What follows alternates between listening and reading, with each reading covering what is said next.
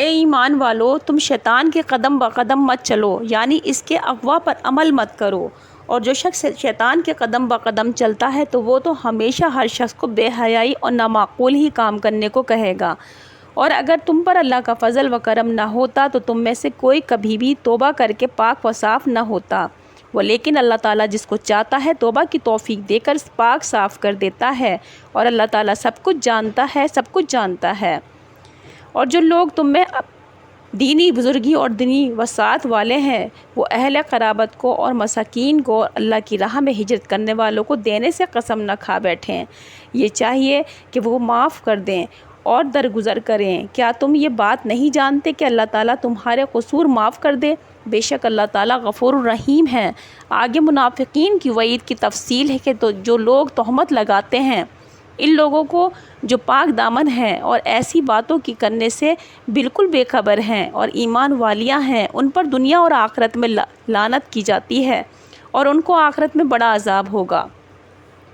جس روز ان کے خلاف میں ان کی زبانیں گواہی دیں گی اور ان کے ہاتھ اور ان کے پاؤں بھی گواہی دیں گے ان کاموں کی وجہ سے یہ لوگ جو کرتے تھے۔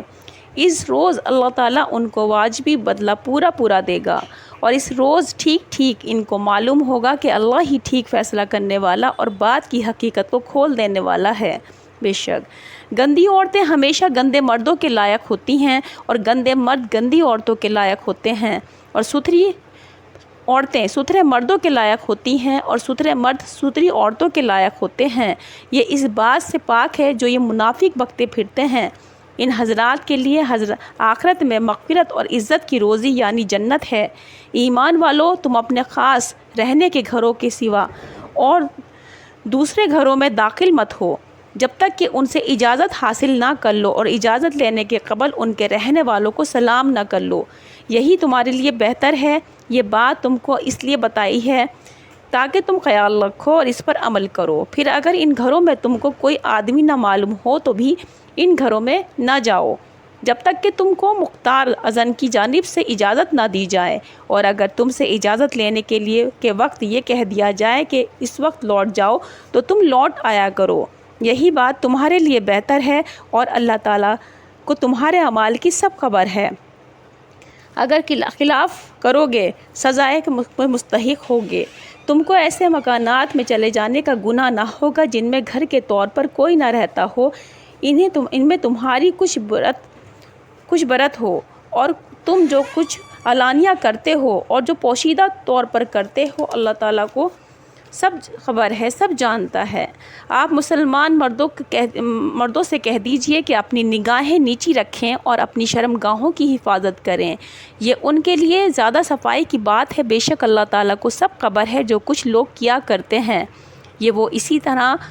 اسی طرح مسلمان عورتوں سے بھی کہہ دیجئے کہ وہ بھی اپنی نگاہیں نیچے رکھیں اور اپنی شرمگاہوں کی حفاظت کریں اور اپنی زینت کے مواقع کو ظاہر نہ کریں، مگر جو اس موقع زینت سے غالباً کھلا رہتا ہے، جس کے ہر وقت چھپانے میں حرج ہے، اور اپنے دوپٹے اپنے سینوں پر ڈالے رہا کریں اور اپنی زینت کے مواقع مذکورہ کو کسی پر ظاہر نہ ہونے دیں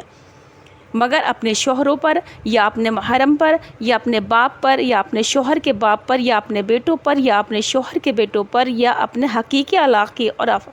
اخیافی بھائیوں پر یا اپنے بھائیوں کے بیٹوں پر یا اپنی حقیقی علاقی اور اخیافی بہنوں کے بیٹوں پر یا اپنی عورتوں پر یا اپنی لونڈیوں پر یا ان مردوں پر جو طفیلی کے طور پر رہتے ہیں اور ان کو ذرا توجہ نہ ہو، یا ایسے لڑکوں پر جو عورتوں کے پردے کی باتوں سے ابھی ناواقف ہیں۔ مراد غیر مراحق ہے، اور اپنے پاؤں زور سے نہ رکھیں کہ ان کا مخفی زیور معلوم ہو جائے۔ اور مسلمانوں، تم سے جو ان احکام میں کوتاہی ہو گئی ہو تو تم سب اللہ کے سامنے توبہ کرو تاکہ تم فلاح پاؤ، اور تم میں یعنی حرار میں جو بے نکاح ہو تم ان کا نکاح کر دیا کرو، اور اسی طرح تمہارے غلاموں اور لونڈیوں میں سے جو اس نکاح کے لائق ہو اس کا بھی۔ اگر وہ لوگ مفلس ہوں گے تو خدا تعالیٰ اگر چاہے گا ان کو اپنے فضل سے غنی کر دے گا، اور اللہ تعالیٰ وسعت والا ہے، خوب جاننے والا ہے۔ اور ایسے لوگوں کے جن کو نکاح دور نہیں،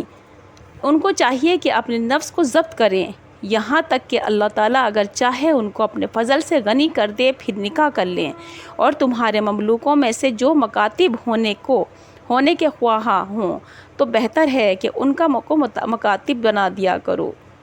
اگر ان میں بہتری کے آثار پاؤ، اور اللہ کے دیے ہوئے اس مال میں سے ان کو بھی دو جو اللہ نے تم کو دے رکھا ہے، تاکہ جلدی آزاد ہو سکیں، اور اپنی مملوکہ لونڈیوں کو زنا کرانے پر مجبور مت کرو، اور بالخصوص جب وہ پاک دامن رہنا چاہیں، محض اس لیے کہ دنیاوی زندگی کا کچھ فائدہ یعنی مال تم کو حاصل ہو جائے، اور جو شخص ان کو مجبور کرے گا تو اللہ تعالیٰ ان کو مجبور کیے جانے کے بعد ان کے لیے بخشنے والا مہربان ہے۔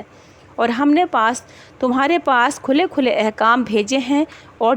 جو لوگ تم سے پہلے ہو گزرے ہیں ان کی بعض حکایات بھی، اور خدا سے ڈرنے والوں کے لیے نصیحت کی باتیں بھیجی ہیں۔ اللہ تعالیٰ نور ہدایت دینے والا ہے آسمانوں کا اور زمین کا۔ اس کے نور ہدایت کی حالت عجیب یا ایسی ہے جیسے فرض کرو ایک طاق ہے اور اس میں ایک چراغ ہے، اور وہ چراغ ایک قندیل میں ہے، اور وہ قندیل طاق میں رکھا ہے، اور وہ قندیل ایسا صاف شفاف ہے جیسے ایک چمکتا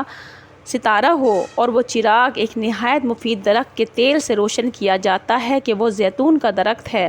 جو کسی آڑ کے نہ پورب رخ اور نہ پچھم رخ ہے۔ اس کا تیل اس قدر صاف اور سلگنے والا ہے کہ اگر اس کو آگ بھی نہ چھوئے تاہم ایسا معلوم ہوتا ہے کہ خود بخود جل اٹھے گا، اور جب آگ بھی لگ گئی تب تو اعلیٰ نور ہے، اور اللہ اپنے اس نور ہدایت تک جس کو چاہتا ہے راہ دیتا ہے، اور اللہ تعالیٰ لوگوں کی ہدایت کے لیے یہ مثالیں بیان فرماتا ہے، اور اللہ تعالیٰ ہر چیز کو خوب جاننے والا ہے۔ وہ ایسے گھروں میں عبادت کرتے ہیں جن کی نسبت اللہ نے حکم دیا ہے کہ ان کا ادب کیا جائے اور انہیں اللہ کا نام لیا جائے،